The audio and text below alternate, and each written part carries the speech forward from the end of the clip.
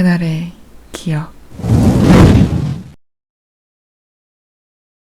할아버지 집은 지금 살고 있는 집에서 차로 2시간 정도 거리에 있다.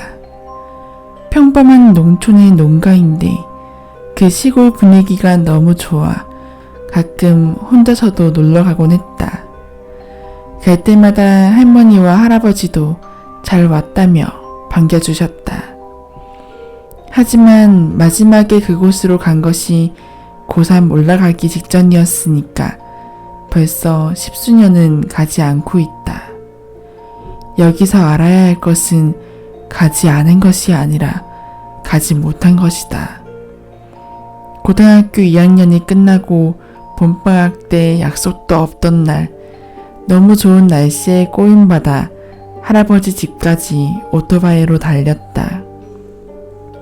아직 좀 추웠지만 맑은 날씨라서 기분은 매우 상쾌했다. 할아버지 집에 도착해서 바람도 쐴 겸 마루에 누워 한쪽 팔로 머리를 받치고 아무 생각 없이 하늘만 바라보고 있었다. 서늘한 바람이 기분 좋게 몸을 타고 흐르고 따스한 햇살은 몸이 식지 않도록 따뜻하게 몸을 감쌌다. 그때 포 하고 묘한 소리가 들려왔다. 기계음 같은 게 아닌 사람이 입으로 내는 소리 같았다. 그것도 포인지 보인지 구별이 잘 안 가는 포와 보 사이 정도의 소리. 뭔가 하고 두리번거렸더니 울타리 위로 챙이 넓은 새하얀 여자 모자가 올라와 있는 것을 발견했다. 울타리 위에 모자가 올려져 있는 것은 아니었다. 모자는 그대로 옆으로 움직였고 울타리가 끝나는 곳까지 오자 한 여자가 나타났다. 여자의 몸이 울타리에 가려져 보이지 않았던 것뿐이고 모자는 그 여자가 쓰고 있었던 것이다. 그 여자는 모자 색과 같은 새하얀 원피스를 입고 있었다. 울타리의 높이는 2m가 넘는데? 그 울타리보다 키가 더 크려면 도대체 키가 몇일까? 별 생각도 않으면서 그냥 멍하니 뒷모습을 바라보니 곧 시야에서 사라졌다. 아, 그리고 여자가 사라지자 포 하는 소리도 들리지 않았다. 그때는 원래 키가 큰 여자가 엄청나게 밑창이 두꺼운 부츠나 힐을 신었다거나 키 큰 남자가 여장이라도 했나보다 하고 대수롭지 않게 생각했다. 그날 오후 논에서 돌아온 할머니 할아버지와 이야기하다 문득 그 일이 생각이 나서 말했다. 아까 엄청 큰 여자 봤는데 남자가 여장이라도 했을까요? 라고 해도 아, 그러냐 라며 별로 관심이 없어 보였다. 울타리보다 키가 더 컸어요. 모자를 쓰고 포 라고 이상한 소리도 내면서 걸어다니던데? 라고 한순간 할머니와 할아버지는 말 그대로 그냥 얼어붙었다. 그러더니 할아버지가 몹시 흥분하시면서 언제 봤냐, 어디서 봤냐, 울타리보다 키가 얼마나 컸냐며 약간 화가 난 듯이 질문을 쏟아붓는 것이었다. 할아버지의 그런 모습에 약간 당황하면서도 내가 질문의 대답을 마치자 할아버지는 굳은 얼굴로 깊이 생각하시더니 옆방으로 가서 누군가에게 전화를 걸기 시작했다. 전화로 무슨 이야기를 하는지 들리지 않았지만 내 앞에 앉아있는 할머니는 떨고 있는 것이 분명했다. 나는 무슨 잘못을 해버린 것일까? 필사적으로 생각했지만 아무 생각도 나질 않았다. 아까 그 여자도 내가 보러 간 것이 아니라 그 여자가 마음대로 나타난 것이고 급히 할아버지는 나갈 준비를 하시더니 누구를 데리러 간다고만 말하곤 차를 타고 나가버리셨다. 할머니에게 조심스럽게 무슨 일이냐며 물어보자 내가 팔척 귀신에게 홀린 것뿐이고 할아버지께서 어떻게든 해주실 것이라고 아무 걱정도 하지 말라고 하셨다. 할머니는 할아버지가 돌아오실 때까지 그 귀신에 대해 조금씩 이야기를 해주기 시작하셨다. 이 부근에는 팔척 귀신이 있다고 한다. 팔척 귀신은 덩치가 큰 여자의 모습을 하고 있고 이름 그대로 키가 8척 정도 되며 포포포포라고 남자 같은 목소리로 이상한 웃음소리를 내고 다닌다고 한다. 본 사람에 따라 상복을 입은 젊은 여자이기도 하고 기모노를 입은 노파이기도 하며 작업복을 입은 중년이기도 하는 등 모습은 각자 다르지만 여성이고 비정상적으로 키가 큰 데다가 머리에는 무언가를 쓰고 있다는 점과 기분 나쁜 웃음소리는 누구의 말에서도 찾아볼 수 있는 사실이었다. 옛날에 여행자에게 딸려왔다는 소문도 있지만 정확하진 않다. 다른 지역으로 못 가도록 사방에 지상을 세워서 봉인되어 있기 때문에 다른 곳으로 가지는 못한다고 한다.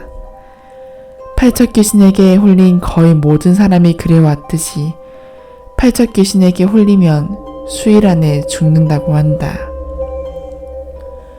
그리고 나중에 들은 이야기지만 왜 하필 이 마을에 봉인시켰냐 하면 아주 옛날에 주변의 마을들과 어떤 거래에 비슷한 게 오갔던 것이라고 한다.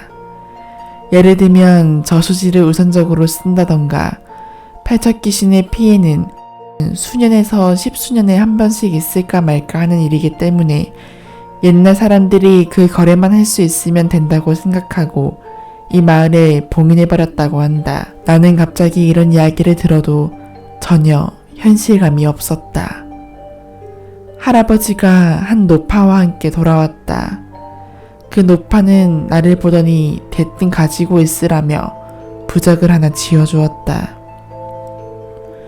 그리고는 할아버지와 함께 2층에 원래 비어 있었던 방으로 올라가시더니 무언가를 하기 시작했다.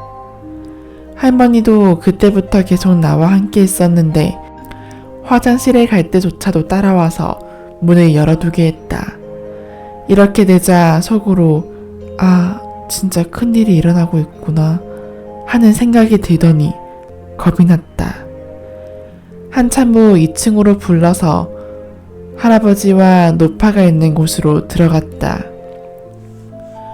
모든 창문이 신문지로 덮여 있고 그 위에 부적이 붙어 있는 데다가 방의 네 구석에는 접시에 소금이 쌓아 올려져 있었다.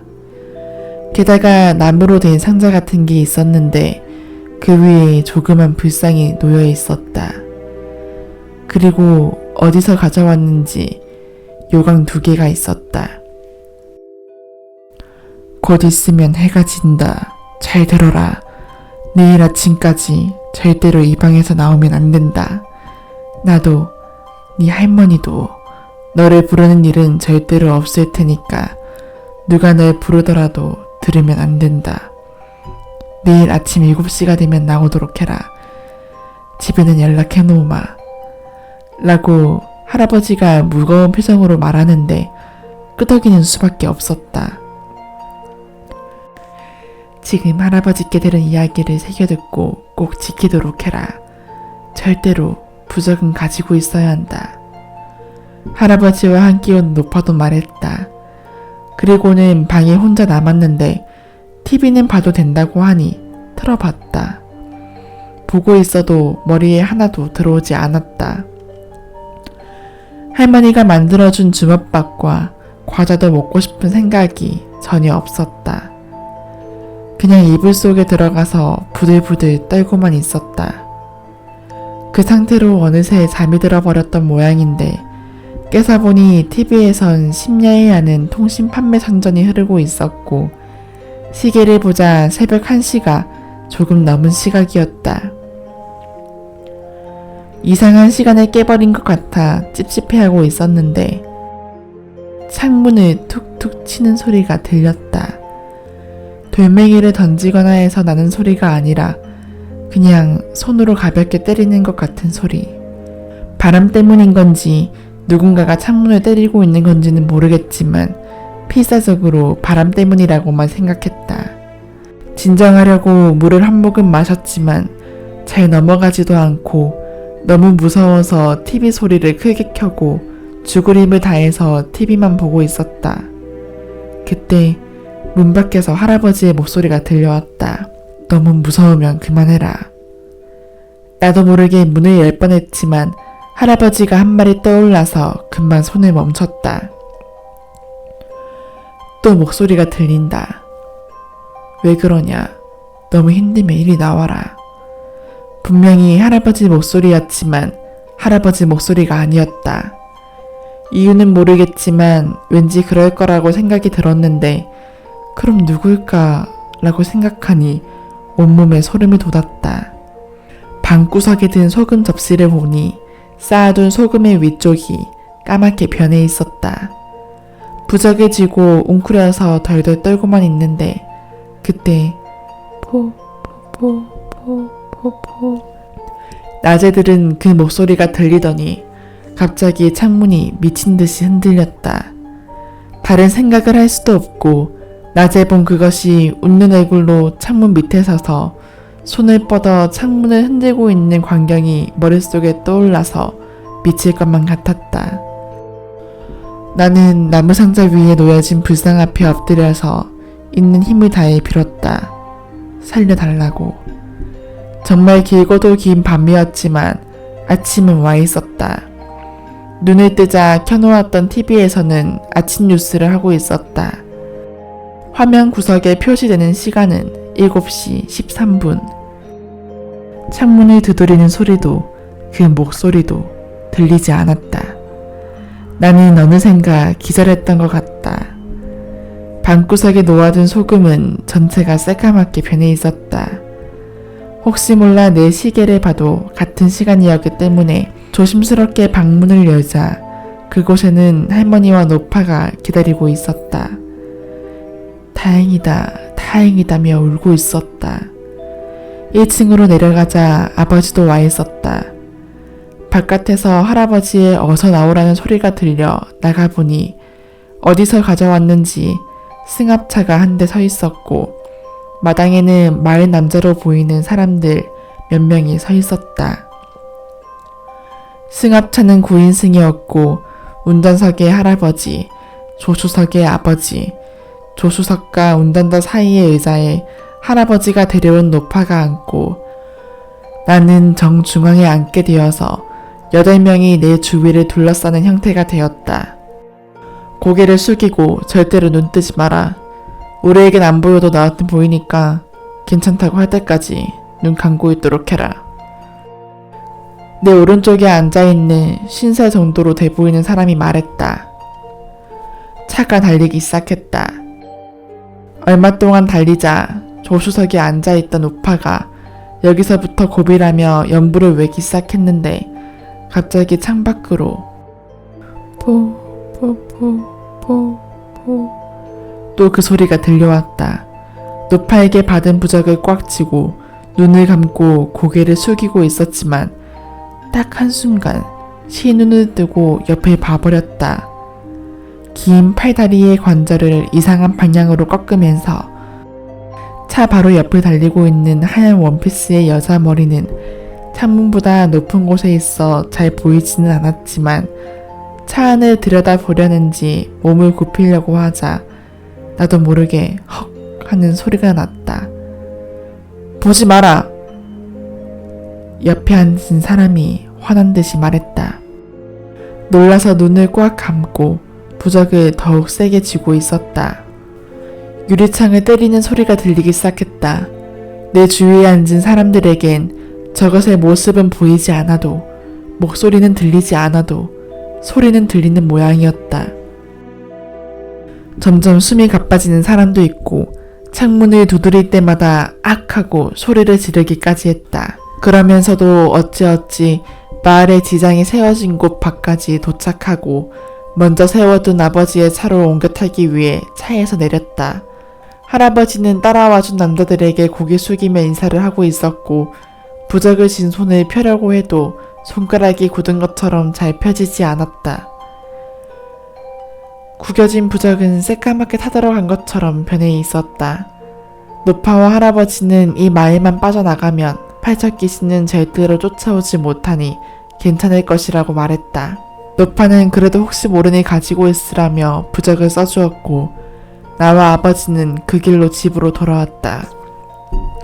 세월이 흘러 아무것도 바뀐 것이 없는 일상으로 돌아와 적응을 하고 그 후로 10수년간 가위 한 번 눌리지 않고 살았다. 할아버지도 할머니도 노파도 돌아가시고 내가 지금에서야 이 글을 쓰는 이유는 단 하나. 들은 이야기에 의하면 엊그저께 외지 사람이 음주운전으로 그 마을 근처에서 사고가 났는데 차가 지장에 부딪혀서 지장이 하나 깨져버렸다고 한다. 그리고 어젯밤부터 창밖에서 소리가 들리기 시작했다. 포.